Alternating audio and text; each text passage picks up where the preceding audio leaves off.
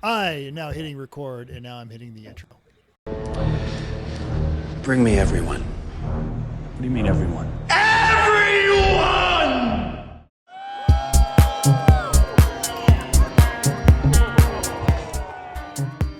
Welcome to Everyone Racers, a show designed for the world of low-dollar racing and oddball car culture.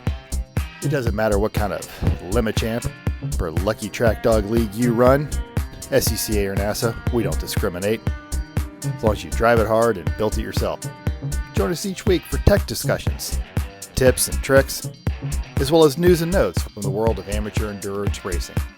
And whether it's on the spot, hella sweet, or we're lucky enough, and Chrissy gives us just the tip, we're sure you'll giggle a little and learn even less. Everyone report to the paddock. This is Chris. This is Chrissy.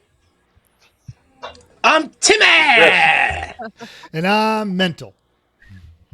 And we are Everyone Racers. Welcome to an early Porsche episode of our podcast. It's episode 356.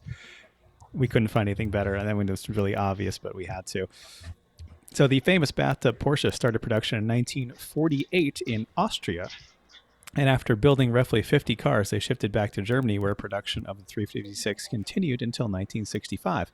And it was sold side by side its replacement, the 911. 76,000 of the lightweight rear-engine cars were produced, with about half of those still around. The earliest versions used a 1.1-liter Boxster engine and made around 35 horsepower, while the last version in 65 made 95 horsepower. The original price in 1948, $3,750, equivalent to about $48,000 today. So, none of us can afford to have a 356, so we're not working on those. But Mental, what else? You have some crappy air-cooled Porsches that are worth about $3,750 in today's dollars. Crappy air-cooled Porsche, yes. Yeah. And I got rid of all the crappy water-cooled ones for now. For now, yep. And I have not worked on that crappy air-cooled Porsche at all. So it's been great. Instead, got the Miata home. I got the air conditioner just in time for it to actually come into some use. And then I went to California for a car and came home. And then I went to California for work and I came home. So that's what I've been working on. So you've been working on listening to podcasts in your Miata, basically. Yes, but not the Miata. Oh. In fact, for those who are, this is the new Mrs. Mental Mobile. This is the Mercedes SL 500. I bought from the same kind individual who loaned me the 911. It has 33,000 original miles, and it does everything old, big Mercedes is supposed to do. And I just feel so comforted. It's great. And you haven't, any other seller, I would be warning you right now because of how complicated those cars are. But that guy, he's like buying a car from me. It's like, yes, it is. I actually made that Thank joke. He's more Chris than Chris. I've already got a logbook of everything that was on it, tape over any part, screw, or anything that he replaced, and all including the original window sticker and everything on that car. It is immaculate. The tires still have the little nubs on them, and I got the hard top, the convertible top, the little trolley for the hard top, which Vicky has no interest in taking off for the foreseeable future. It was basically, I drove it from Oakland, like sitting in a Barco Lounger, gobbling up freeway, the way that Mercedes was designed to just cross time zones. Yep. And I did The find a less receipt for all of the convertible top servos were all replaced 2 years ago. That's what I was just about to ask. Is the less you use the top, the less likely you're going to have a hydraulic fluid shower. So that's good. Yes. Sounds like so much fun. Somehow Mental can find like the best sellers in the world for Mercedes and the worst trailers on the planet. Yes. See, that's what Like, happens how does when that work? you buy from someone whose name starts with a C. Chuck, Chris. You're covered on this one. if you buy or get trailers from someone whose name begins with a J, janky. So, Or if you just happen to exchange trailers with a stranger on the side of the road at midnight, I'm just gonna unlikely to go well. I'm just gonna say his name began with a J. We're sticking with the. Do We're sticking you with want the a moon logic on that trailer? one. Yes, I do. Okay, bye. Oh, it sounds great. Oh, yep. All right. Fantastic. So All right. Or when you buy a car with a translator, that's always a bad thing. Ooh. Yes. now, did you Yep. have to bring the translator, or was the translator just like there? Or Good question. He had his own. okay, good. It was, Yeah. it was a 9-year-old girl was a translator when I was trying to buy a Lemons car one time. All right. I know this didn't happen this way, but in my head, she's sitting there kind of like twirling back and forth, like, with her teddy bear going, "You're breaking my balls. You're breaking my balls. I can't take that little for it." All right. And I'll say this because it'll be fun. Chris, what are you working on? Yeah, I'm just going to go first so I can do that. All right. I've been working on my chainsaw, my 80s Husqvarna 44. I had cleaned it all out, redone the carburetor, had the wrong kit, put it back together. It just poured fuel everywhere. So I got the correct kit, and I'll shout out to Discount Outboard Motor Supply. They were on eBay, but they're in Michigan, and they put together this fantastic kit for this Walbro carburetor that every single bit needed. It came with a parts diagram to show how it all went together. Very reasonably priced. Saw runs beautifully now, better than it's run in years and years and years. And then I proceeded to cut wood with it because what else would you do? Hold Right? on. It was kind of Timber. funny when you finished the project at 9 p.m. and we're gonna run Yeah. it then. Well, yes, I finished the saw. And I said, well, the only way I can run this at this time of night is if I go find that old hockey mask. And then I said, my neighbors won't appreciate that. So I shouldn't do that right now. Hey, guys, look, my saw works. I'm going to have a new hockey mask. Yay. They won't like that. So Honestly, you shouldn't do that at 9. You should wait till about 10:30, right when Chrissy's asleep, and so that you don't disturb the neighbors. Just do that in the bedroom. Hey, Chrissy, look at my new hockey mask. I'll fix the chainsaw. yeah, it's a great idea. Then we wouldn't be together anymore. So I don't think he would be well. Nope. No. Yeah, I would be the one getting injured in that scenario. And today I walk out of work to the Boxster, and the glass back window was flopped down on the carpet above the engine. So, those Miatas with the zip out window in the back? It's pretty much that, but Minus a glass zipper. one and a Boxster. Right. So Minus the zipper. figuring out how to put that in because the top has been recently replaced. It's in very good condition. I have to figure out how to glue that back in without taking the whole top off, if preferable. And so because of that, the car is obviously not waterproof. So I needed to get it in the garage, but the Mazda was in the garage. So tonight we had to move things around to get the Mazda in the trailer so I could get the Porsche in the garage. Yeah, fun times. Anyway. When you started to tell that story, my nightmare was that someone like threw a rock at it and it shattered or something horrible. No, it was just sitting there. Fell It was in. 95 degrees today. And apparently that was all the glue had, and it just went bloop down into the well there.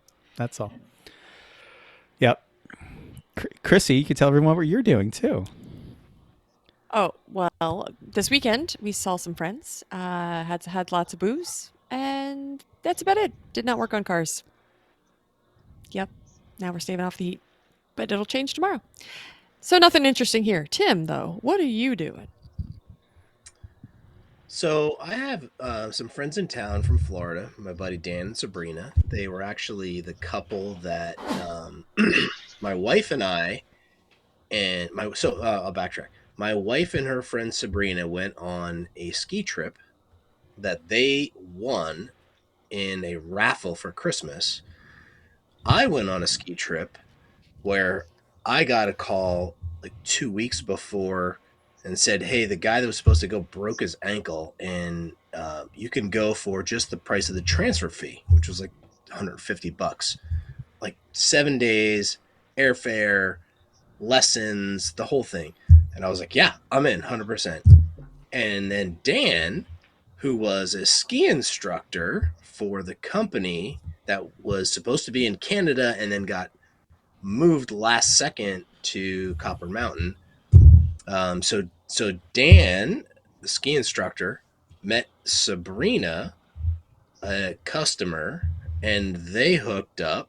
And I, a last second customer, met Amy, my now wife, and we hooked up, and now we're married, and now we're all hanging out. And that was in 2002. So they're here at the camp with us, hanging out. Very Wow. cool. That's a fun I- story. I- We're reminiscing. I need, if I knew that was coming, I need like one of those the Instagram filters where they play the happy music and it just fixes into a heart right around your Your face. So very cool story. But Dan bought a company, a HVAC company, recently in Florida. So he and I went under the house to look at the HVAC at our place here, which was built in 1950. And as you can imagine, it's not amazing. So we spent a lot of time under there looking at rusty things and why do the pipes go that way, and like what is that thing that's connecting these two things together. So we had a lot of fun time. I learned a ton about HVAC, so it was super fun, very cool. I've got a lot of work to do, so that was it. No car work, sadly, but I do have the garage, my epic garage build that I'm hoping to do. Should be starting in the next 7 days. So very excited about that. Nice. Nice. All right, listeners, you've already heard him talking. You've heard us refer to him. We have to be very specific because the voice you have heard is yet another Chris, because you can't have enough Chris's. Tim's middle name is actually Chris, but he won't go by it. That's actually not true. What you have heard is the man, the myth, the legend, Chris Overzet. He is our guest this week. And oddly enough, he is on the show in his shop. So, Chris, what you working on? I got a 72 F100 with a twin turbocharged LS in it. So basically, I've been trying to get that thing running. So I've been. I messing love with the that thing. casual nature that you just threw. Every word in that sentence was awesome. And you're just like, oh, yeah. Old F100 Well, twin it's turbo one of those- LS. It's been like a 5-year project, so I'm trying to get it done so that that way I can sell it and finish my my dream car that's in the garage in the shop also, which is a 65 Chevelle with a LSA in it, a 6-speed, which was actually built here in Fremont, like an hour from here. My buddy drove it in high school, and then so it's been a California car its whole life. So I'm just finishing the Ford so I can sell it off to get the other one going. So. That's awesome. Oh, And then, man. of course, keeping Buttercup alive. So is another project all the time. So And initially, because we had you scheduled to be on not too long, but a little while ago. And in fact, Buttercup had gone to Radwood and then cooked your foot and broken down and got stuck in traffic.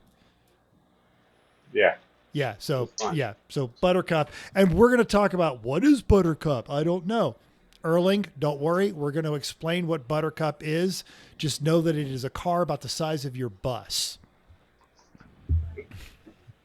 Yep. So Should we let Chris talk a half a second about what he does for work in his I think business? that would be a good idea.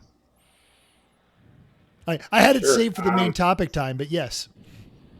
Well, we I can own a- say that.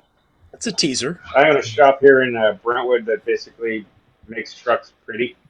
So basically, we do everything from 2024 Duramaxes on 40-inch tall tires all the way to $250,000 pre-runners and a bunch of. We're doing a lot of those overland stuff too. So we got a bunch of the new Tundras in here doing overland stuff to that, and we do a lot of airbags and towing stuff, and just basically got a lot of shops are scared of the big lifted trucks. So basically, it's kind of my forte where I kind of can fix them without even looking at them half the time and find all the problems before because nobody else wants to touch them. So But yeah, right now we have a 1500 horsepower pre-runner in the showroom, and then one of my mechanics or slash salesman's got his dad's original truck that we raced in Vegas to Reno in '96. So his son got it, and he's restoring it, and we're probably going to race it like by the end of this year.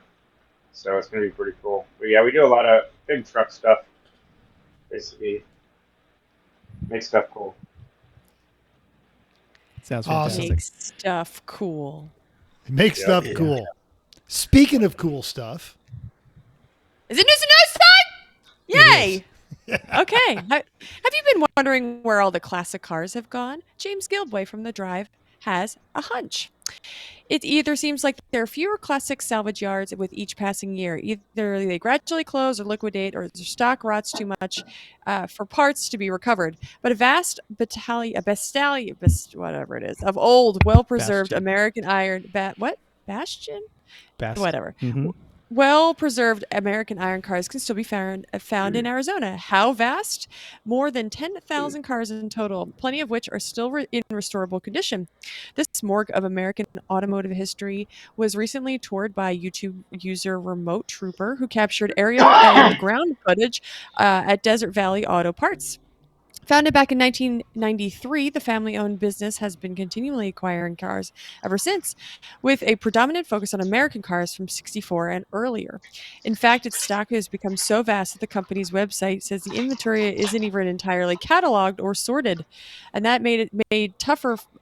That's made tougher by how many long dead brands such as DeSoto are represented there.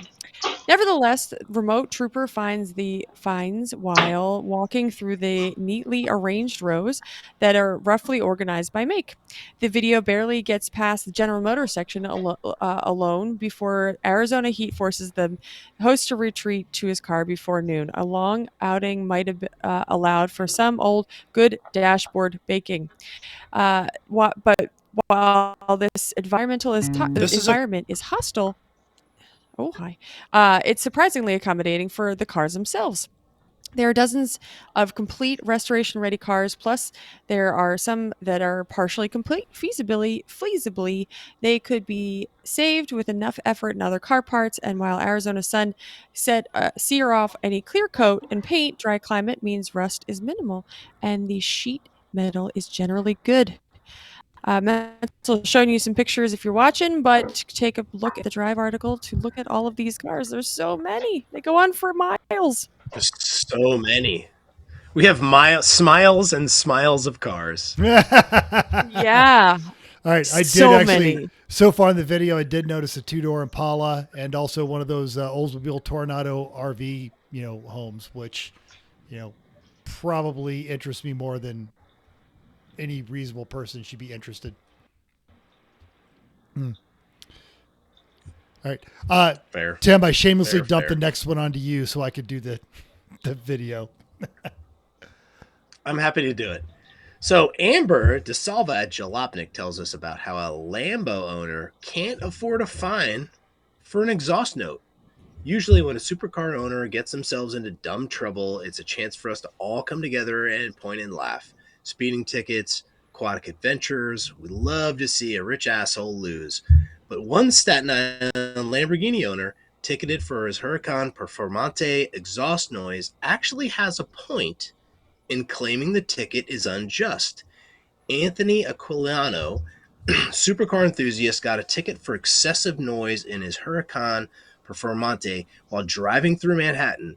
He claims the $800 fine, which will increase for repeat offenses, is unaffordable and unreasonable. While that claim that someone who owns a six-figure supercar can't afford an $800 ticket is laughable, the argument that the ticket is unreasonable holds water.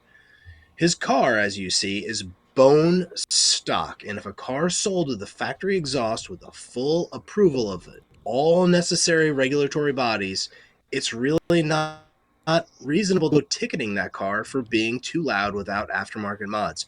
If you want quiet cars, you're welcome to, but that regulation should happen long before a car can possibly make it to the buyer. New York has recently cracked down on loud vehicles.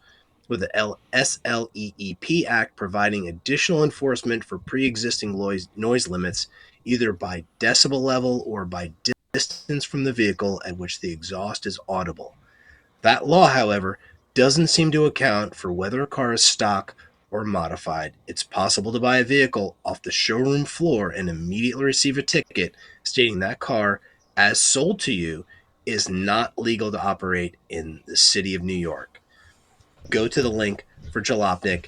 That is BS. And we talked about this a few months ago because it was a similar person in an unmodified Porsche 911 got dinged with one of these. But I hopefully the guy that can afford a Lamborghini Huracan Super Performante can also afford a lawyer just to start stirring up enough trouble. I also read an article about a guy in a Hyundai that he had the performance model and the cop impounded the car because that was like, a California N model. Yeah, permanently disable from the factory the track option. We will impound the car and tow it. Yeah, they suspended his registration. He ended up having to sell that car. Yeah. Ridiculous. Mm-hmm. Yeah, well. Some people normal people just want to have fun, but then they ruin all of the stupid people ruin it for the normal people. Yes, and you mean people with like a rotary RX-7? We'll make a law and it'll make it all better. And I've pointed out before, I live half a block from a four-way stop sign that, guys with straight pipe Nissan Zs love to do second gear pulls at 3 a.m. All right. I am on the side straight of pipe Harleys. Come on. Yeah, exactly. I am on the side of you kids and your dumb racket. But if the federal government says the car is fine, the car is fine. This is the time to get your chainsaw and mask out. This is a lead into the next topic, which is how many of us as judges will force anybody with a rotary RX-7 to shut their car off before they go into penalty. Raise your hand. All of us. That's 100%. Seems like a good idea. Yep.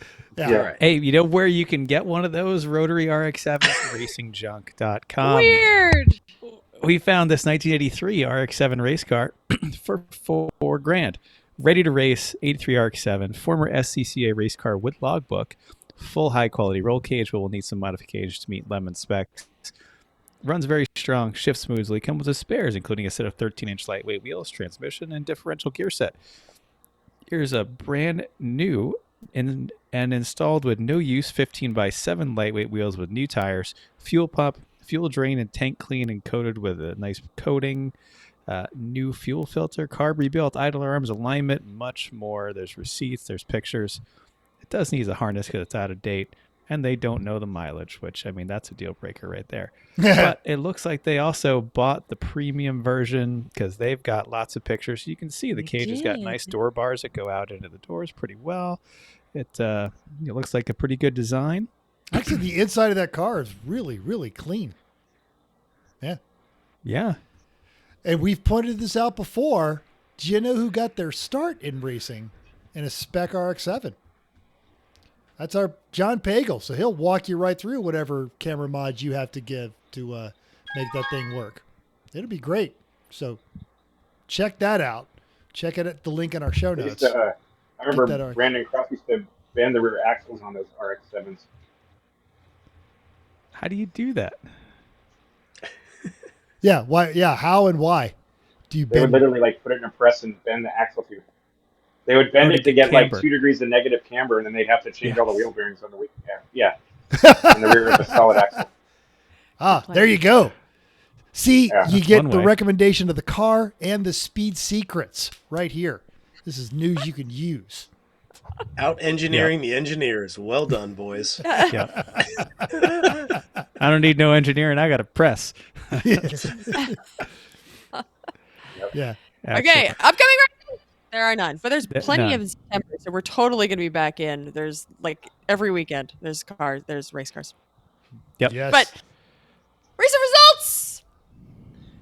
Well, 28 cars took the green flag at Champ Car's 12 Hours at Thompson. Overall in Class C was the Bogle Legacy Motorsports and in 1988 Porsche. They were 19 laps over the next car in class, but only 39 seconds over the A-class winner of Misco Motorsports driving a 94 Miata.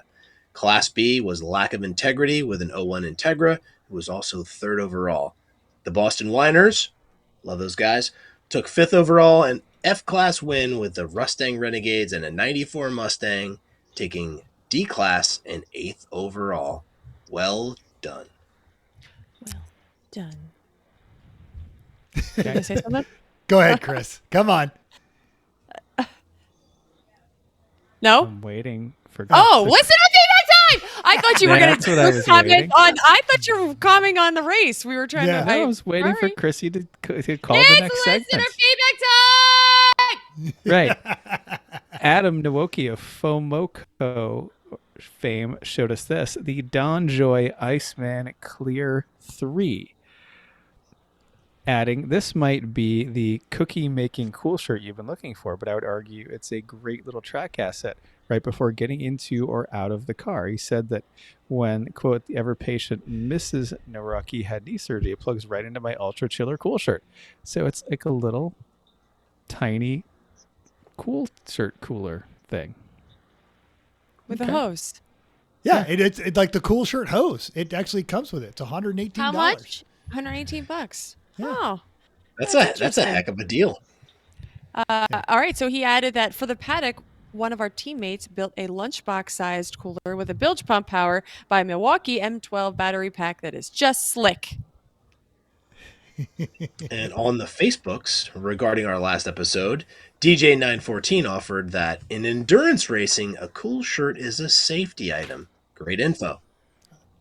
I do agree. Moot Point Racing also noted that it was good info, and if they keep their procrastination to a minimum, they will have their system done just in time for Loudon, which is in New Hampshire, in the fall.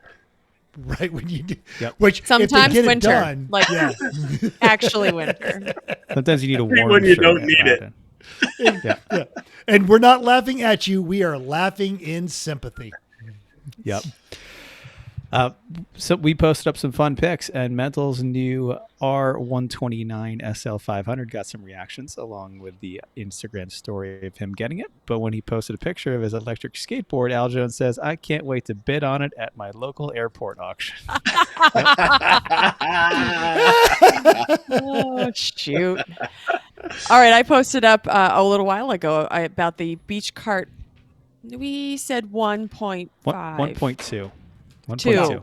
Sorry. Eric K said, "Nice. Will the 2.5 Mazda motor fit in as well? Long block only, of course. You can It fit those barely in makes anything. it to the beach."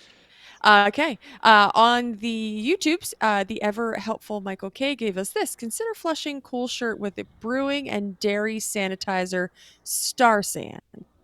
It's very mild acid that does not affect the tubing, fitting, pumps, etc. unless mild steel.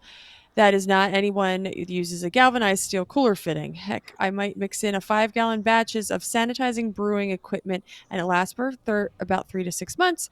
I use 5 gallons of old stuff as our cool seat water. Interesting. Interesting. Great. That is interesting. I have a bunch of that from brewing beer. I might have to think about that. Uh-huh. Oh, hey, heck yes. Yeah, bring some of that to cool out my shirt when I see it Butterwell here in a couple weeks. Mm-hmm. And at It's Probably Fine said, "Gray is a theme," and attributed that to Chrissy's mom. Thanks, Chrissy's mom. You're right. There you go.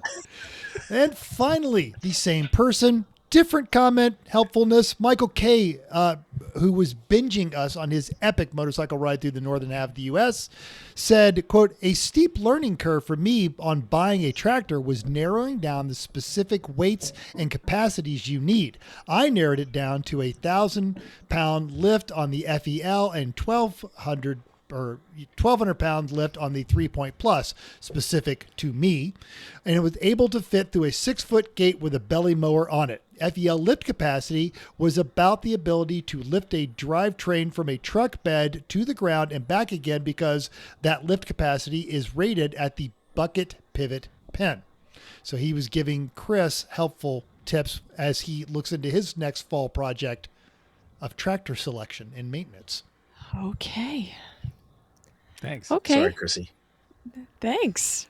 That's so much. Hey, Chrissy wants her hot tub and patio done, so that's. I we do. need a I tractor. do. I do. And if Uh-huh. a tractor makes you that excited, then let's get a tractor. I just Well, want I to think get all the these tractor things is done. going to help bring the hot tub. You could actually get it off the delivery truck with the chain if he's got the right FEL, and then set it into the deck that he's going to build, I gotta flatten things out around here first. which also a tractor is good for. I know. That's why we're getting it. Yes. Great. You know who else is always full of helpful tractor advice? She will be once we have a tractor. You know who else's life is going to be improved when Chris invariably selects the perfect tractor that he needs? Yes. You know who else is able to fit through a 6-foot gate with a belly mower on?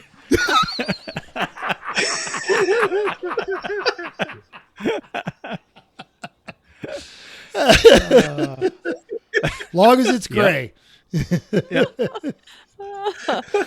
Oh, good. Okay. That would be Right. Chrissy's mom. And Chris, you have not had an opportunity to sample Chrissy's mom's cookies because I don't think you've done anything on the East Coast or the Northeast. So the next time these two come out for a West Coast race, you will understand the cult of Chrissy's mom. I think I tried to bring some out the one time we were out for, I don't know, Buttonwillow, chocolate. Yeah. I don't know that they made it anywhere around the paddock. I think they probably only got devoured in the paddock. Oh yeah, absolutely. Yep. Yeah, because I was there. Yep. Agreed. All right, it's big topic time! All right, you have probably seen Chris Overzet in his many creations in the wrap-up videos. You may have chatted with him in penalty. It's possible you've seen him and Buttercup, the 1972 Lincoln, or what year is Lincoln? 75. 75 Lincoln, 75 Lincoln Town Car Coupe. That is Continental. Continental, 20 some odd feet long. It's awesome. You may have seen it at a West Coast Cars and Coffee, Radwood, and most recently, he won Worst of Show at the Concours des Lemons held in conjunction with Pebble Beach. If you don't do a lot of West Coast stuff, maybe you don't know him, but you should. And Chris, give us the 30-second elevator pitch of Chris Overzet. He's thinking. Jeez. 30 seconds. I mean, you already told us about his Basically, I incredible kinda shop. So. fell into lemons and kind of been I think I lost one marriage because of lemons, but I mean it's been a adventure since the beginning. It's just, I don't know, lemons is just part of my life now, and it's crazy. Just I love just seeing people's reaction when I'm driving my stupid Buttercup and going to car shows and letting kids sit on it, and I'm a big goofball when it comes to that stuff, so I like making people smile. And Buttercup certainly does. Buttercup is the 75 Lincoln Continental two-door covered in fur with a horse on the top. And I failed to prepare. 10-year-old fur. I failed to prepare ahead of time and have pictures of this available, but we will figure that one out as we later. are working Chris, up through this. Yeah. Chris, you've had a lot of other great Lemons cars over the years that off the top of my head, aside from a whole fleet of various Hondas, where you and I were on the same page with all those. I remember the limousine, the Titanic limousine, that wouldn't fit on the flatbed at the when it got towed off. That was hilarious. They made the tow truck do a 5-foot wheelie when it came off track. Yep. Wasn't that the last limousine they allowed in Lemons? It was the only that limousine was it was so funny. I was looking on Craigslist and I see this limousine. I'm like, wait a minute, that phone number looks familiar. And it was a guy that owed me money. So all of a sudden I show up to look at this limo, and I asked Jay. I call Jay up on his phone. I'm like, can I race a limo? And he's like, how long is it? I go, hold on. And so I go and measure. I'm like 27 feet. And he's like, yeah, let me call Peggy. I'll call you back. And so I'm sitting there talking to my buddy, and then all of a sudden Jay said, he goes, sure, you can do it. And I'm like, all right. So then I go to my buddy. I'm all, well, here's $300. So 300, I wanted 1,000. I go, you owe me $800. And he's like, oh. He's like, all right. So I got that big ass limo for $300. So it was pretty funny, or 1,000 basically. But yeah, it That thing was hilarious. It was so much fun. I got so much junk out of the inside of that car. I got a 1941 Nazi nickel minted in Berlin. I sold that on eBay for $100. There was I think all the stuff you find in a Lemons car it's like that'd be a whole show in its own. I mean, there's so much crazy stuff. There was like a 3X thong in there. There was a wedding certificate from Niagara Falls. There was a green card from Juan Garcia that was in the car. There was so much stuff in that car when I pulled it apart. It was hilarious. But yeah, the limo was probably one of the funniest stories of any of the cars. And then, yeah, I mean, like I said, I have hundreds of stories, but like, yeah, I can go on forever. But yeah, if another, my first Lemons car I got, my buddy calls me up and goes, "Hey, get it." He shows me the Lemons website 2 weeks before the first race in '07. And so he goes, "I got a Jetta I'm going to build." I'm like, "All right, I'll go find a Jetta." So I go online and I find a Jetta. So I go out to Oakland to get this Jetta. And it was like off Industrial. Tim knows where that is. It's a really great part of town. And, Amazing. So I'm sitting there. Amazing. Yeah, it's like, yeah. So I'm talking to this girl, and she doesn't have the keys, doesn't have a title, doesn't have a registration, can't even get in the car.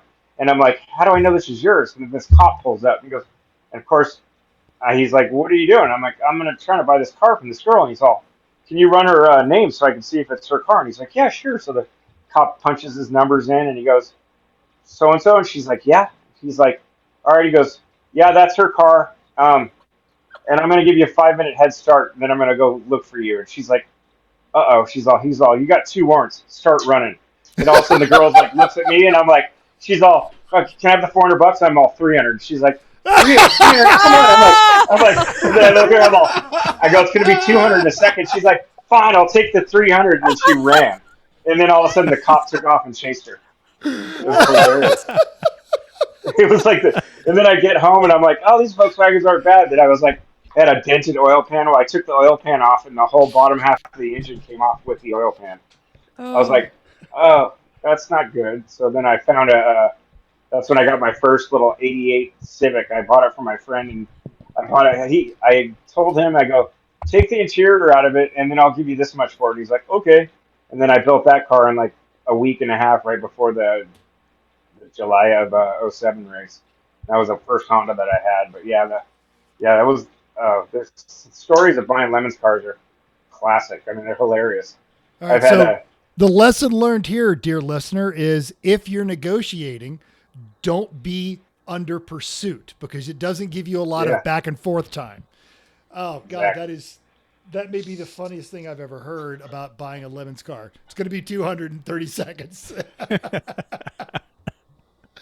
Oh my God. Yeah, I got there's like I said, Crazy Mike went with me, and I found the Daewoo, the Laganza. I found it on Craigslist, and I go, "Hey, Crazy Mike," I go, "Can you go with me to go look at this car?" And he's all, "Where's it at?" I go, "It's in Sac." And he's all, "Oh, we're in this part of town." I'm all, "Is that a bad part of town?" He's like, "Oh yeah." And I'm like, "Oh, great. Can you come with me?" And he's like, "Sure." And then Crazy Mike, he's a big guy too. Say, So we go to now get to this you're 6'4". What are you? You're 6'3", and yeah, 6'3". Crazy Mike's about the same as me, but Yeah, Mike's So about we- 6'4", 6'5". Yeah. yeah. So we pull up to this car, and I see the Lagans out there, and I'm looking around it, and all of a sudden this kid comes out of the house, and he's like, and he has a blanket around him. He's all, "What are you doing?" And I'm like, "I'm looking at this car I'm going to buy." He's all, "Why?" And I'm all, "Because Reggie said I can buy it, and he's told me that he'd be in a few minutes." He's all, "I don't know why you're. Wait a minute." And then all of a sudden I grab the phone, and Reggie, I'm talking to Reggie on the phone, and I hand it to this kid, and then all of a sudden the kid runs off, and he gives me my phone back, and I'm all, "What'd you do?" He's all, "Oh, I told him to go back to bed." And I was like, "Okay." And then now 20 people came out of the house, and they're all standing around me and Mike, and then Mike takes off to go get his starting fluid for me, and I'm like, "Oh, great." So I'm standing there, and then finally Reggie shows up. So we're looking through the Gonza, started off some starting fluid, and then it ran, and I'm like, "Okay, cool." I go, "What do you want for it?" He's like, 420, man." I'm like, "All right, here's $420. And then all of a sudden, he's like, "Can we clean out all the recycling before you take it?" And I'm like, "Yeah, sure." So he's pulling all this stuff out of the car, and then all of a sudden, I see the fuel button, fuel reset button, and I push it, and I was like, huh. And then the car started right up, and the guy's all, "Hey man, it's running." I go, "Oh, that's just leftover starting fluid." And he had like a Mickey's bottle stuck up against the fuel pump reset switch, and then we drug the car on the trailer, and then it was like, yeah, that was a sketchy one too. But yeah, Sounds like when we bought the truck, actually. Yeah. Yeah. That became the boat. Yes. Oh, wow. I mean, we're already off to a good start here. Yeah, right? Now, Chris, for a long time, you used to bring a fleet of cars basically to the track. You had your F950, whatever it was, with the giant trailer with a bunch of things on it. I had 7 cars at one race by myself, and I prepped them all by myself. It was complete insanity. That feels like some sort of self-loathing. I had like an why do you 85 hate yourself? percentile of finishing all the races. That was the crazy part about it. I don't know how I did that, but I hardly had any DNFs. I just had dumbass drivers getting all black flagged out before the race was over. No DNFs, just a lot of DADs. Yeah, dumbass drivers. I said the amount of drivers I've had and how many. It's like, when you go and you're scrolling through all the people you may know when you're signing up for a race. Well, you know how it scrolls at the bottom of like the people that might have been in your car. Mine goes like for 8 or 9 pages. It's like probably 700 people have driven in my cars. I'm like, oh wow, remember that guy? It was like, then some of them I'm like, nope, never again. It's like I've warned other drivers, don't drive with that guy. It's like, God, what was it? I had a guy with a car came in. He went on the track. I mean, basically, I tell everybody whenever you do you're interviewing drivers, you ask them if they have PayPal. How tall are you, and do you have PayPal? That's all you need to know about a driver. And he's like, okay. So the guy had PayPal, gets in my little Honda, comes back after 30 minutes, gets a black flag, and then all of a sudden I look and there's cords. He flat spotted 3 different sections on all 4 tires, like brand new tires. So I'm like, what'd you do? And he's all, I don't think none of your ABS and any of your auto car nanny stuff's not working on the car. And I'm like, really? I'm like, you think this thing would actually have that stuff? And he's like, well, my car does. And I'm like, well, what are you driving? He's all, that Gallardo over there. And I'm like, holy shit. And I'm like, I go, well, look, now you're going to go buy 4 new tires. So he grabbed 4 tires and bought 4 tires at Sonoma on a Saturday of race day. And it was like, it's just, because otherwise we're caging the Gallardo and we're going to teach you a lesson. Yeah, I mean, some of the actually. The arrive and drives are hilarious. I mean, just the stuff that they come up with is just like, really? It's like, yeah. So public safety announcement. If you are going to bring an arrive and drive on your team, call Overzet and go through his database and get some notes on him, because chances are he's driven with him before, and he will give you some really good information. Ask me how I know. Yeah. And if he says he sucks, take his word for it. All right.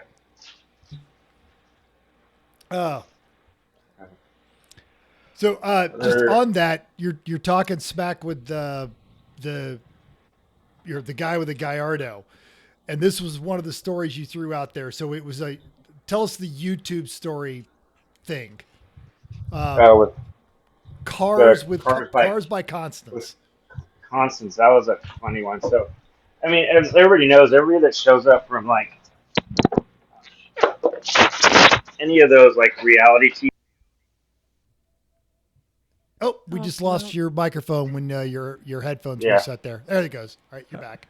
Yeah. So anytime anybody from like YouTube or any of those people, they're horrible car preppers. They don't know what they're doing. So I'm sitting there, and this girl, Cars by Constance, she's also on that Rust to Riches show. She's a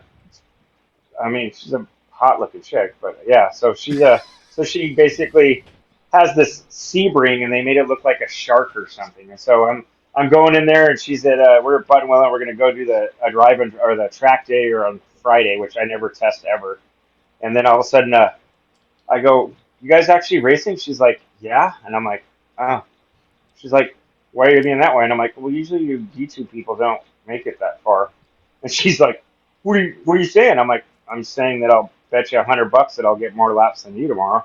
And she's like, no, that's fine. And then I'm like, whatever. And so we went out and tested, and I had a little Subaru that I just built, and it was the tool. It was covered with vaping stuff, and I had snowboards all over it. And so we go out on track, and we literally went like, I think 2 laps, and all of a sudden the temp gauge varies, the oil temperature varies, and all of a sudden it's just like not running.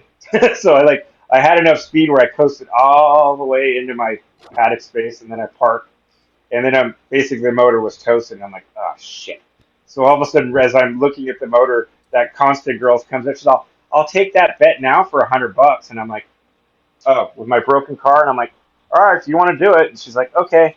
So then I talked to a buddy of mine, and I'm like, "We need an engine." And he's like, "Okay." And I'm like, "Well, where are we gonna get one?" I'm like, "Well, there's got to be one in LA." So we call our friend up who's driving up from LA. I'm all, "Hey, how far are you?" And he's all, "It's over here." Now, can you turn around and go to Long Beach and pick up a motor? He's all, "Dude, I'm in my wife's brand new Camry." And I'm like, "Just take all the stuff out of the back of the trunk, and it'll fit in there, I promise." And he's like, "All right." So he shows up at like 10 o'clock at night with a Subaru EJ25 in the back of his wife's brand new Camry, with all the carpet from the trunk was in the back seat. So we grabbed it, pulled it out, put the motor in there, and then got it ready.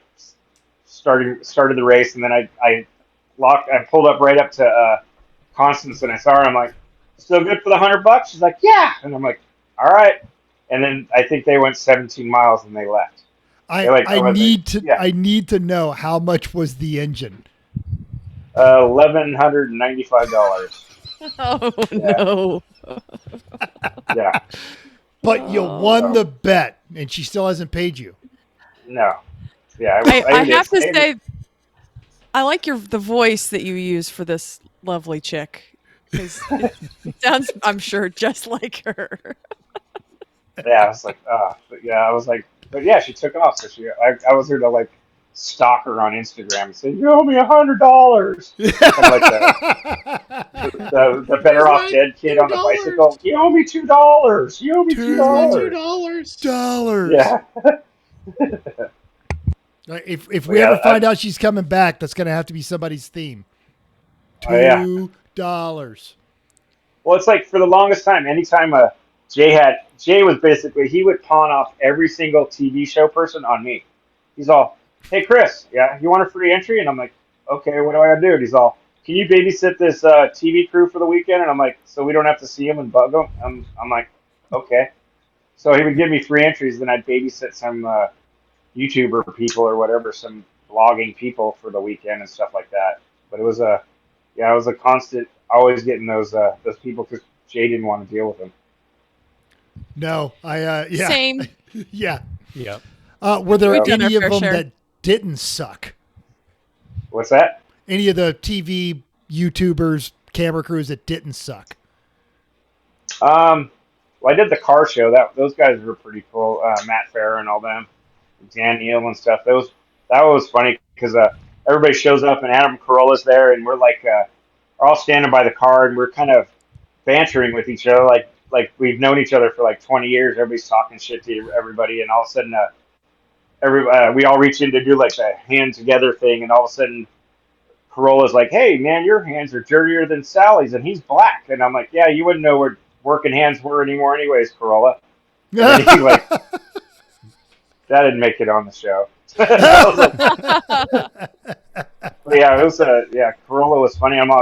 I go, and he didn't even race the next day. I guess he had a leave to do something. I'm all, "What do you got?" He goes, "I got a book signing." I go, "Is anybody going to buy that book?" And he's like, "Maybe." And I'm all, "Did you bring any books here?" And he's all, "No, because probably nobody here at Lemons can read." And I'm like, okay.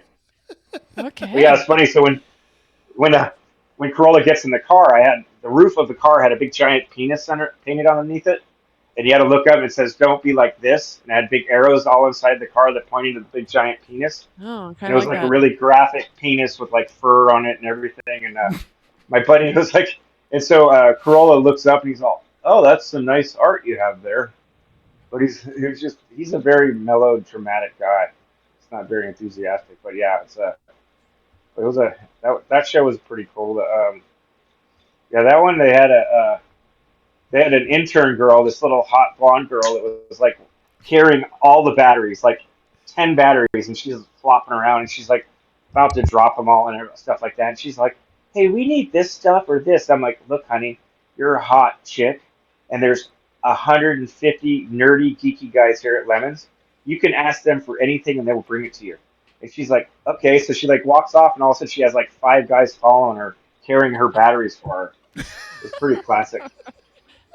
She's like, and then the next day, before we blew the car up with tannerite and explosives, they wanted all the windows broken out. So I had her come over, and I'm like, "Here, you want to beat up the car?" She's like, "Why?" I go, "You can think about all those guys that make you carry their batteries." And so she starts wailing on the car with a hammer and stuff. She's like, "Then this guy does this, and this guy does that." And she was just getting all her frustrations out on the whole film crew. So it was kind of funny. And then I saw, like 4 years later, I saw she messaged me off Facebook that she was like, doing some kind of other like documentary stuff or something. So she actually made it through her internship and was somewhat successful, I guess.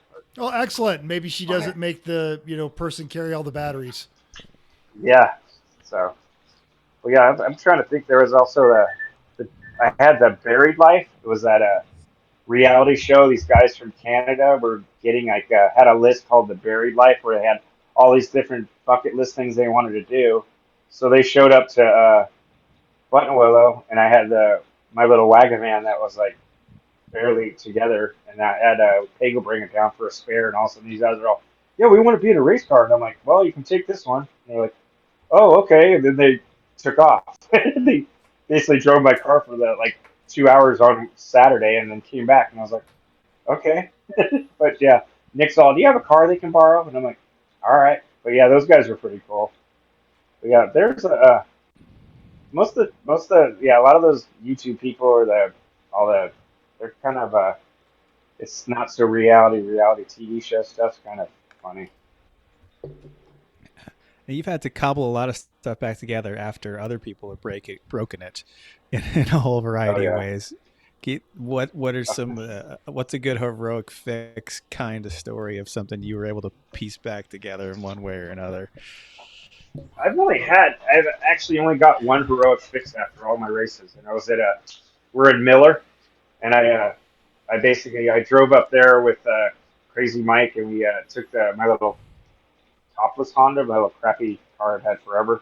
We took that, and all of a sudden we're driving on the course, and I see Brian Shorey's Alfa Romeo in front of me, and I'm looking, and every time he's going around corners, the front wheels are changing caster and camber by about 8 degrees. Like both front tires are flopping back and forth, and I'm like watching it as I'm going around corners. Then all of a sudden we get back to the paddock at night, and all of a sudden I like walk over and grab his tire and shake it, and all of the spot welds were all broken in the whole front half of the car. So I'm like, that's not good. So basically I found a welder in the paddock and then walked around, and I was trimming pieces of metal off the inside of people's doors and whatever pieces, and like asking people, "Hey, can I have this piece of metal?" I would cut it off and then weld it on his car.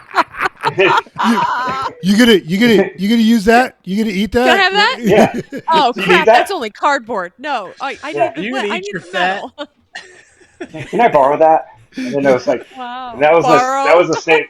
Yeah, I may not give it that back was actually. that was the same one where Bob Hardberger used that. He did the bowling with the skateboard, like shooting across the whole garage, and ran into all the gas cans like he was bowling. That was one of the lemons in a nutshell at the very end. Yes, yeah. So I'm welding away. Pre-stunt and exploding antic, I believe. Yeah. Yeah, so I was like welding away, and all of a sudden I turn around and I look, and here goes Bob going by at like 10, 15 miles per hour, laying on a skateboard, and runs into all these gas cans at the end of the garage area. It's hilarious.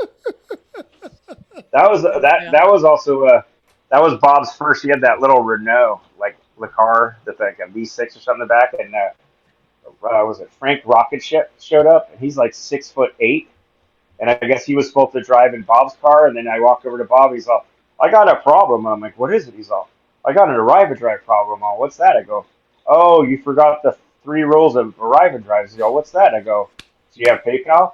How tall are you? And do you have PayPal?" He's all, "Yeah, I forgot the second one."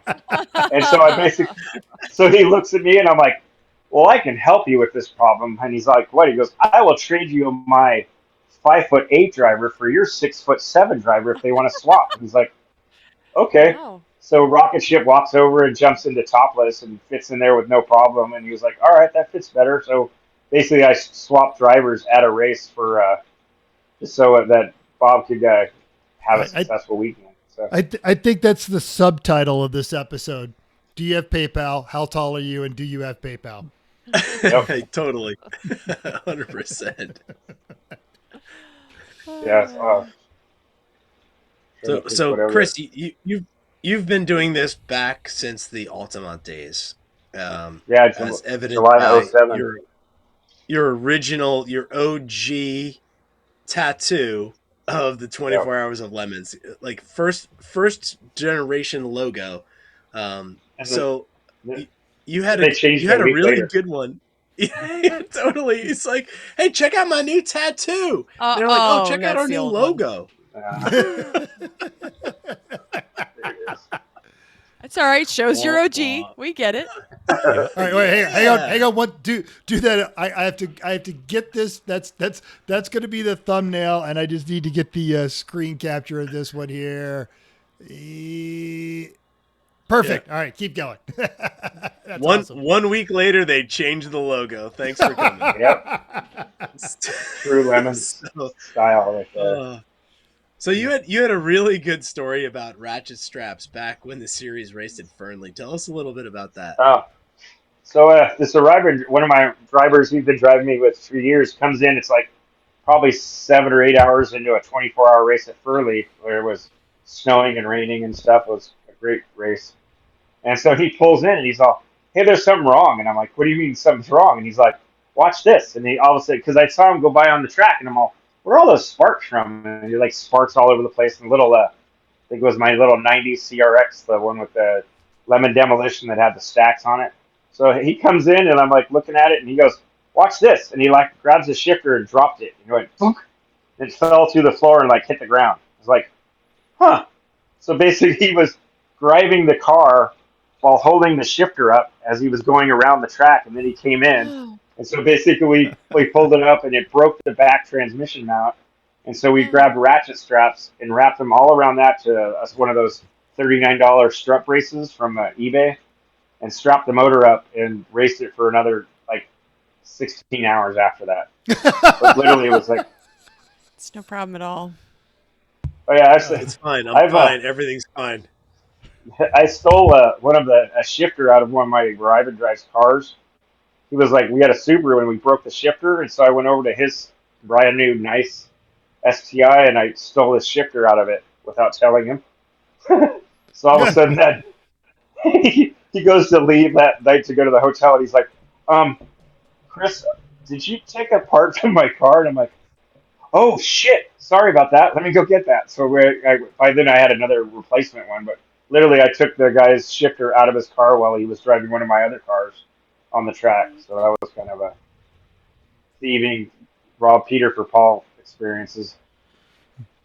So the unwritten fourth rule: do you have PayPal? How tall are you? Do you have PayPal? What kind of car do you drive, and do you leave it Exactly. locked?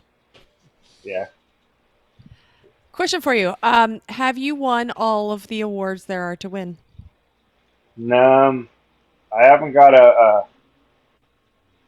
I've got I've only like class win I got was a class C win, and at that race that was when I did the lemon what was it, the Wambulance button turbo Wambulance. I did the good old I did a Cannonball Run ambulance, and actually I did it like a week before Brock Yates actually died, so I did a tribute vehicle to a guy that wasn't even dead yet. But so that one I actually So you won made that I won, happen then because you had a so I actually tribute vehicle before he was dead. yeah. So that race I ended up, that was the first time I rode Class C, and Corey was battling it with us for Class C, and then we were going back, and I think he lost a wheel on his car, and so I kept slowing down and like honking at Corey every time I drove by, and he was about to. I think he was so pissed at me. I even stopped. I stopped with him. All, I'm hey, you sure need he loved anything? that. I go, oh look, you're missing a wheel, and I'm all, I got a wheel right here, and he's like, fuck you, Chris, God damn it, he's all getting mad at me. So then, when the race was over, all of a sudden at the award ceremony, they're all, and the Class C win goes to Chris Overzet in the ambulance. And then they figured out that it was my 100th entry was that race.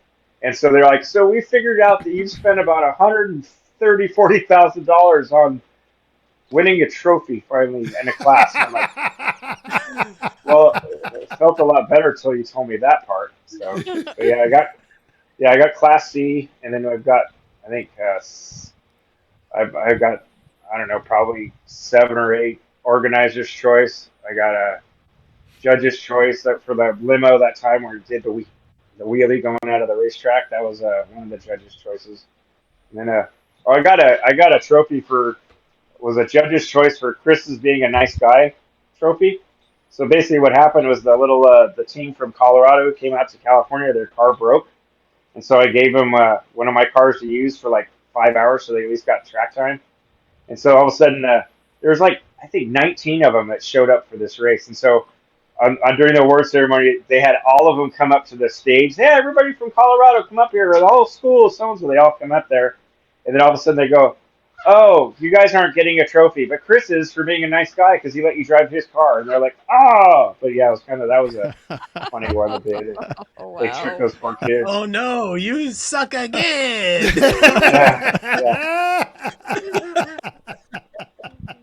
And it was, I think, I got another time when the Alien Probe car, I think I kind of helped them get their the most screwed or back on track heroic fix. They came in and they had a rod knock going on, and they're like, "Man, we need some rod bearings." And I'm like, I looked at their big giant air cleaner that they had with the aluminum, and I'm like, you could probably make bearings out of that. And they're like, really? So I gave them my portaband, and they cut bearings out of the air intake tube, put it on the car, and then went back out on track. And then I think they did they finished the race that day. So I was like, I keep joking with those guys. I mean, they went out for like 5 laps and they come back. They would go for 5 laps and then they go back. And then all of a sudden, at the end, they just drove it and ended up finishing. But I was like, I always tease with those guys. I'm all, you guys you owe me a quarter of that trophy because for your heroic fix was my tools, my idea. And they're like, all right, yeah, we'll get it. So I'm waiting for them to cut one of their trophies up for me. Yeah. And then they'll probably use it for spare parts or bearings or something, Exactly. But no, I don't think Class A. I'll probably never get that one because I don't know. I'm not that good of a driver, and that's too much commitment and stuff. I don't know.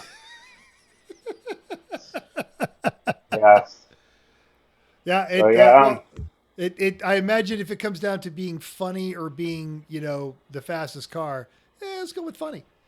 It took me forever, but I finally scrolled through enough of your Facebook to find the limo, and this is the one I could find in there. Now, there is also a picture of it where you've got your lovely bride on there, but I don't know if we're going to keep this one PG or not. But yeah, there's a collection of some of your stuff there. The limo was my first race in Lemons. When you brought that to Sonoma, I looked at that thing and I was like, "What the hell is that thing?" Yeah, the limo was funny because it's like I pulled in and it took up the whole top of my car hauler. So basically, when I got to the track, I literally did a lap in the paddock, so everybody could see it. I was like, look what I got. And then that night, I was looking. I punched in racing limo on Google, and there was 400 posts from all these different forums. We're racing against this guy. And it was hilarious, all that. But it's the limo was funny. I mean, the car I could do, 31 miles per hour on button willow with the cruise control on without running out, basically drive the whole course. Pretty funny. Without touching the brake. Really funny. Oh. Then there was a girl that was a stunt driver. She was one of the hamsters from the Kia Soul commercials. She drove with me at that race, and she was so I got 30 miles per hour out, and I'm going to get 31. So we were battling at who was going to drive it the fastest with the cruise control on. but the thing got like 17 miles to a gallon, and it would go like, and then so every time I raced that thing, the last hour, I put a brand new set of brake pads in it, and then I just sent it. I was like literally just, I was trying to blow it up. So like every time, so I heard all this radio chatter from everybody. They're like, for some reason the limo is not staying to the right of the track, and he is taking the whole course, and he's doing a 241 on the track, which is pretty good for us. That's actually yeah. You're hauling the mail at that point. Yeah, and it was funny. They thought because good old Pete was there with the little killer zombie, and we had the same exact lap times forever, which was like 241s. But they thought maybe that my transponder was on his car, or his car had my transponder, because we had the same exact lap times. But we would catch each other at other parts of the track. But yeah, the limo was probably my funnest car to have, but it only fit on button with us. So that was the only thing that sucked. But yeah, when I was racing at that, every time I raced it, Eyesore Miata would basically catch me like every 2 laps going through the chicane or the S's. So they would honk, and then I'd let them pass, and then I just sat right in the middle of the S's going hella slow. So then Eyesore could basically win the race. So, yeah, so I was always teasing. That's why I called it the rolling chicane limo service.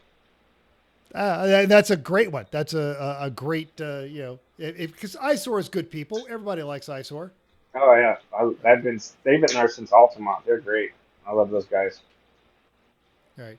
I am, for those watching on YouTube, I apologize. We have lost Chris and Chrissy, and I'm trying to add just a screen of me, Chris, and Tim, and it's fighting me on this because I'm not very smart.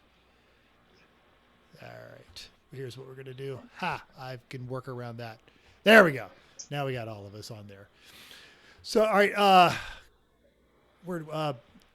A few weeks back, we were talking about trackside triumphs, and I am betraying you a little bit on this one, but it's a really, really funny story. You had to pull an engine out of somebody's back seat. Yeah. So I had one guy, when one of my Hondas, he forgot to turn on the fan switch, and he ended up blowing up the motor, and he's like, what do I do? And I'm like, well, there's a motor at my house. And he's like, okay. So he was all of like a $125. Him and his buddy were both about a $125. So they both drive like 150 miles to my house. They put the motor in the back seat of his girlfriend's Sentra or Camry or something. She took the back seat out of it so she could sleep in it at Burning Man. So there was like nothing in the back seat. So of course, basically they had this, and then they show up back at the track at like, I don't know, it probably took them like 4 hours. It took them an hour just to get the motor in the car at my house. And I was like, my buddy was like watching him, and he goes, I'm not going to help him. This is too funny to watch. So they get the motor in the car finally, come out to the racetrack, and then they're sitting there for like 10 minutes trying to get this cherry picker to pull the motor out of it. And I'm like, you guys are like the dumbest smart guys, because they're like both engineers for somewhere. I'm like, oh God. So I reached inside the car, grabbed the motor, and like wiggled it out, picked it up, and set it on the ground. I go, okay, now you got to put it in the car. And they just looked at me like, okay. But yeah, that was one of the many crazy engine swaps. Yes. Back when, people would actually just spend all night swapping an engine just because. Yeah. Like, why wouldn't you though? Like that is like the essence of Lemons. Like, just if you're not greasy or sweaty or completely destroyed at the end of the weekend, you did it wrong. True. I was like, before I knew like Blizzard and that whole group of people, we were walking around the paddock one time, and all the guys like Blizzard and all their cars were all broken down, and I think my kids were like 6 and 7 years old at the time, and we're walking by, and then the kids are looking at the cars and all, hey, why are these guys working on their cars? And then my son looks at my daughter and goes, because their cars aren't as good as dad's, and their cars suck. So there's like Ryan, Blizzard, and like all the whole group of them like look at me, and they're like, oh, and like all defeated and stuff. And I'm like, well, they're not wrong. And they're like, whatever. But yeah, that's basically how it would have been. If it had come from you, they could have like deflected it because it came from a kid. They're like, kids don't lie. Damn it. All right. And then I was teaching Yep. I was Keep talking. teaching my kids to yell at everybody, don't slam gears. The Honda's not a drag car. So every time one of my drivers would come in, my kids would barcade the car and go, don't shift hard. It's not a drag car. It's a Honda. And so, but all the arriving drives were getting like taunted by my youngins yelling at them. Fantastic. So hey, Chrissy, I know you and Chris had a thing there, but we go down to the questions at the bottom. I'm very sorry. You've judged a whole bunch, Chris, in time. I think we've all done it at this point, and there's always something that we want to see. What do you want someone to bring that you haven't seen yet? I'm trying to. It's like a hard one. It's like, I mean, I still want to try to figure out a way to do a rental car. Like, I want to get a convertible, cage it, and then like race it that whole weekend, and then take the cage out and take it back on Tuesday.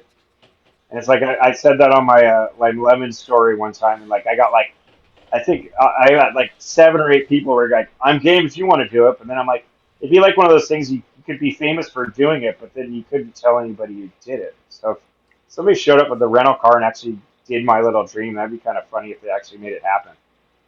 So I feel like you would have to bring a black and gold wrap and, do the Shelby Hertz rental, theme. It'd definitely be like a convertible Mustang, but then it's like, then you're wondering, oh, I hope this insurance that I get covers it all if this car gets destroyed. So, or you just park it in a bad neighborhood and like take it to a neighborhood where you've bought a Lemons car and leave it there, and maybe it goes away. You could just like leave it in anywhere in Oakland, and they could just use it for a takeover and just burn it up at the end of the night. So. Sounds like you have the answer here. So why is nobody following this lead? I know. I need to get a hold of those people again. So. He hasn't spent any time thinking about this, obviously. Right? That's a pretty good plan. Yeah, it's like, well, because my buddy's actually on the blacklist. They can never get a rental car ever because we like destroyed so many of them. Because we used to do it's called Jeep Speed. Basically, it was an off-road racing series, and you had a Jeep Cherokee XJ. So every time we would do this race, we did like Vegas to Reno. So when we were in Vegas, we would rent a Jeep XJ, and we put it on the trailer, and we use it as a parts vehicle the whole way up from Vegas all the way to Reno. So by the time we got to like Reno, it's like we had all these parts that were basically broken on the rent-a-car, and then so we basically would take it. We'd try to put what we could back on the car, and then return it to Hertz or whatever place we had it. And then my buddy finally got busted for it. So that was all bad. Weird. Yeah, that also used. Yeah, and then where we would do pre-runs, and we'd rent like a Suburban, and we'd just go mobbing through these whoopie-doos and stuff. And by the time we were done, you couldn't open the doors of the car. And I think he returned a Suburban like that one time, so that was pretty bad also. So, it's banana shaped now. It's great. Yeah. Why are the windows broken? All right. While you're judging, what do you not want to see any more of? Stupid Beamers. Yes! Yes! Boring Beamers. There you go. So annoying. Yeah. Okay. Unsolicited endorsement. He was not given that answer to anybody. Yeah. Mm-hmm. Did you see that? I think Tim was judging with me. There was that black one that had the sombrero on top of it. It was like a bunch of biker guys. I went up to them and I was talking all sorts of shit to them. Then they all stood up and I was like, holy shit. They were like 6'7", 6'9", and they were all like straight up Harley dudes. And I was like, oh yeah, your car's great, dude. Have a good weekend. We actually, I remember that Tim and I were judging, and we gave them a good, because it was a boring car, and it felt like a weak theme. But all of a sudden, when they came into penalty, they all had the tuxes, the dress. They did the dance. They were like, they did everything. Yes, yeah, those guys were great. They owned it. They owned it. They totally got it. I was like, yes. That's what I love was when those people do that. Like when they come in and change it up and actually do something different. then it's great. But it's like some of the people just show up, and I mean, I understand they're just trying to get like all the Miatas from the Flying Miata team out here that basically use Lemons as their training program for doing the 25 hours of Thunder Hill. He actually sold all of those to a group of college kids, and they call it college Yeah. fund racing, and they're getting better. The drivers of those Yeah. cars they're good kids. But so Well, you last judge. time we told them, didn't we Okay. tell them last time they had to go spend $100 at the dollar store to outfit their car so they could race the next day? I want to say they did. They showed up with a bunch of glitter and ribbons or something. Like they actually, Yeah, you know, Each they car listed- each car was a different. They had 3 cars. Each car they themed differently, poorly. Yeah. But there was an effort involved, which was like, okay, good on you. We're like, you're not racing unless you come up with something. And they did like one Americana. Then One was it was like casino they were theme. bargaining their penalty laps because they wanted to be in the same class as their dads. The dads were in one car, and they were in the other car. And I'm like, so they were trying to like so they could be in the same one, and so they could race against their parents, I guess, or something. It was kind of funny, but yeah, they're finally getting it, but they're pretty useless sometimes. And so, what's your best judging story? So the best one, I think, I had that video up for days. This little Miata comes into the penalty box, and I videotape him as he's coming down at Sonoma. I hear this clang, clang, clang, clang, clang, clang noise, and he pulls into the penalty box, and he's got a bumper stuck in his passenger door that's out straight 90 degrees, like 4 feet out the side of the car. He goes, "What did you guys pull me in for?" And I'm like, I'm all, "Hey, get out of the car." So he gets out of the car and make him walk around to the other side. And he's like, "Holy shit, where'd that come from?" I go, "You were on the track. I wasn't. I don't know where it came from." And he's like, "Oh." And so basically we wrestled it, pulled the bumper out, and then he went back out on track. And then the guy whose bumper it was, he didn't even come looking for it till like the end of the day. It was out of an RX-7 or something. It was Owen something. I forgot his name. But he showed up at like 5 o'clock going, "Do you guys have a bumper here?" I'm like, "Yeah, it's over there." So, but yeah, that was a good one. By I the love way, messing with we people. know you made contact. Why didn't you come see us? I didn't Yeah. hit anybody. I love like my favorite. Like I always have people do the idle challenge. Well, the guys that are speeding in the paddock, I'll say, "Okay, now get your right foot. You're going to tuck that against the seat," and I'll make them idle out of the clutch in first gear, and I'll make them idle all the way out around the paddock, and then go back out on the track without touching the gas pedal. So that one always gets people paranoid. They're like, "What?" Writing that one down because that's one of my. I get really upset about speeding in the paddock. Yes. Yeah, I love that. That is great. Yep. Yeah. That is. That's I'm gonna all get in. used again. yeah. Idle Those of you who challenge. rode America, get ready for that. Just saying. Oh man. Well, luckily it's a small paddock, Yeah. 4 miles from tip to tail. That's what I mean. You do it at Thunder Hill, and it's like it'll take them 15 minutes to go around the paddock before they can go out. So It's supposed to. That's why it's a Yeah. speed limit. Yeah. Button Willow. It's a huge paddock. Slow down. Don't care.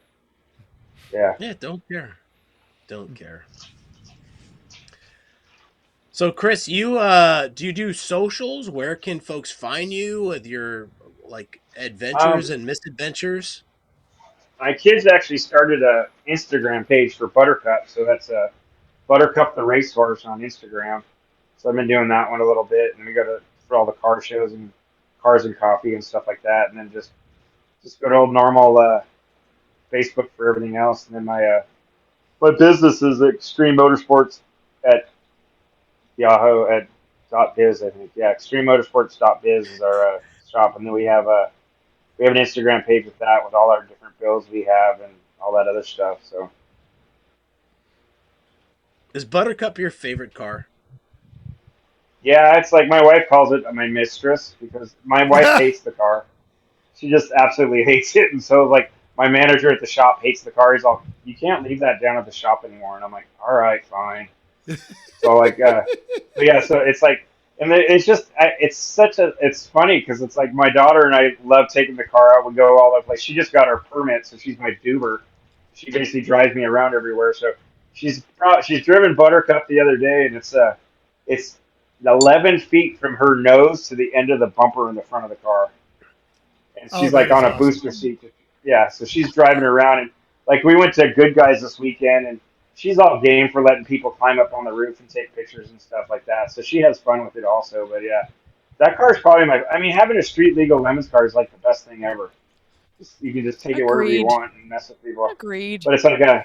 Well, I was also the caretaker for the upside down Camaro for like the last 2 years. So it's like I would take the upside down Camaro, or I would take Buttercup to like all the local cars and coffees and stuff like that. Just to, if you stay local, it's like you see the same cars all the time. It gets kind of boring.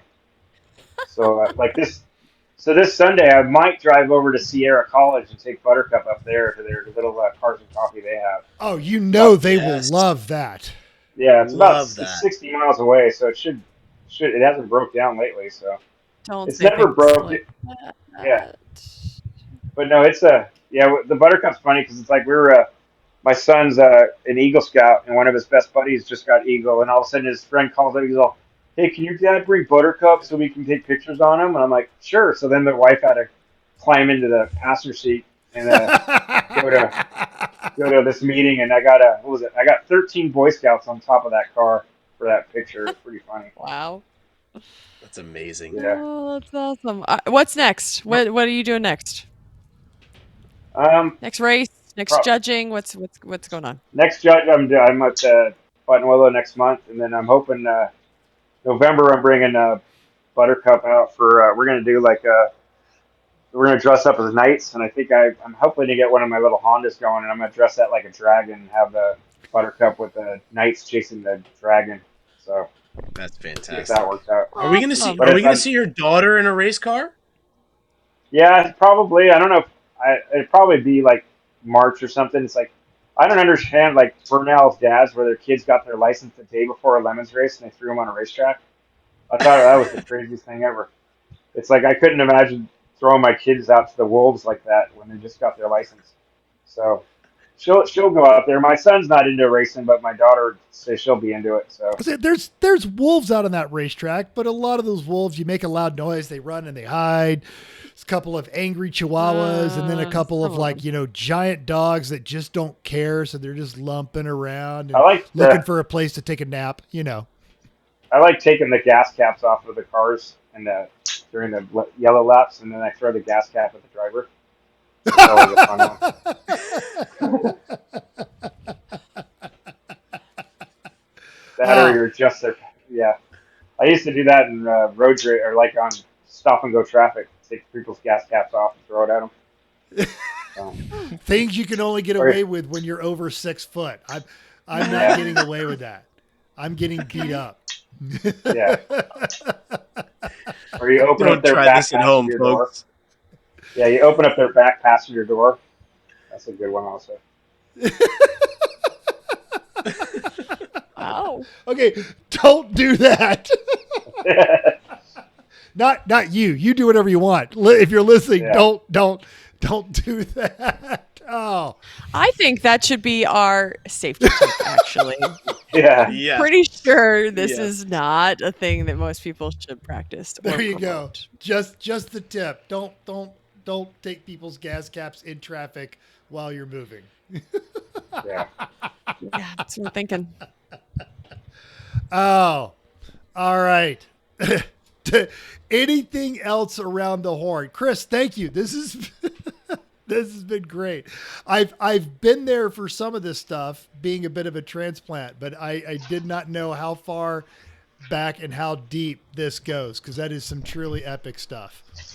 Well, it's like I was the one that started the whole people's curse with the excavator and stuff. So like that was my very first Lemons race was at Altamont, and it's about a half a mile track. And so so I talked to Jay, and I'm like, "Can I I'll do the people's curse?" And he's like, "All right, what are you gonna bring?" And I got a Bobcat with a concrete breaker.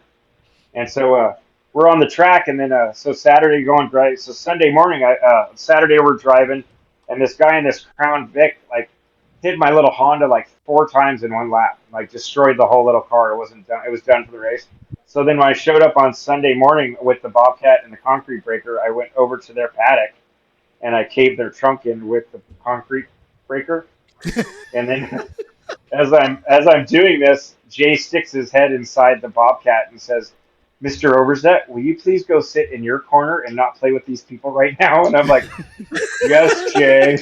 So I raise the height, and then I, as they says that, I hit the concrete breaker like 2 more times, and he like looks at me, and I'm all, "Sorry."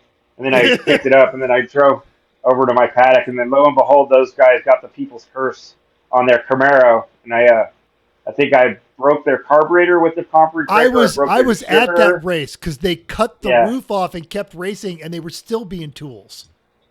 Yeah, but yeah, it was a Camaro. I think that was the second one. That was when we with the excavator when we ripped the roof off of it. Yeah, Chris was this close to joining me for that race. He's forever grateful that he didn't because it was awful. So happy. That would have been terrible. And the race was actually great, but the guy that I was partnered with, it just went bad. But yes. Oh, that's hilarious. Yes, I remember that Camaro because then they just cut the roof off and kept going. There was a hearse. Somebody out there had a hearse. I was trying to find that hearse for years. I was like, I wanted to bring that thing back. Yes. So. I remember he was pulling in every about 10 to 20 minutes and just changing tires because he was running all seasons and he was melting them. Yeah. That was awesome. That was great. Altamont was crazy times. All right. So we go from talking about the past to talking about the future. What are we doing next week? No idea. Sorry, Chrissy. Sorry. Yeah, I'm sorry. My microphone, I was trying to figure out where it was off. It's totally fine. No. Okay, we promised a Road America preview, and we're going to deliver that. We're going to figure out how to record it so it is ready for you to listen while you're towing if you're going there. Yes. And we've been wanting Chris on this show for a while, and we just have not been able to get our schedules made up. So when he said he had time, we jumped on it. So no regrets. I hope it was worth it. Yes. I think it was worth it. I think everyone else agrees. That was a ton of fun. Thank you so much. And if nobody's got anything else, we'll hit the old outro here.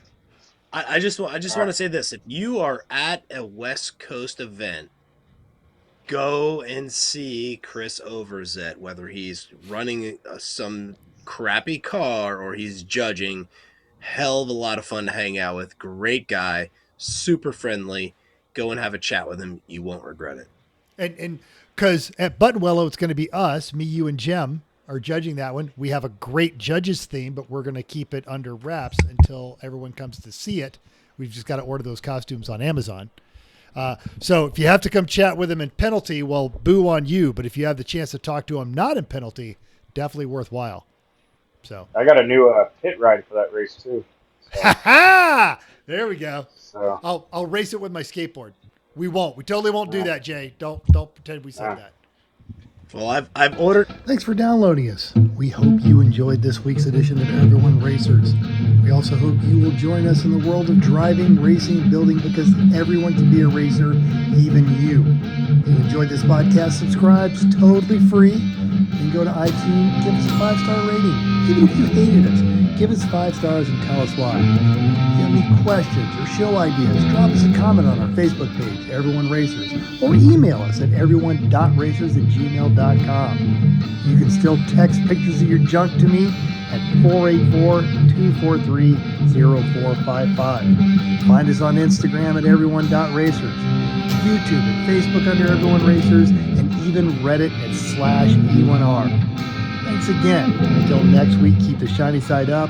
Unless, like us, there is no shiny side, then just keep those wheels down.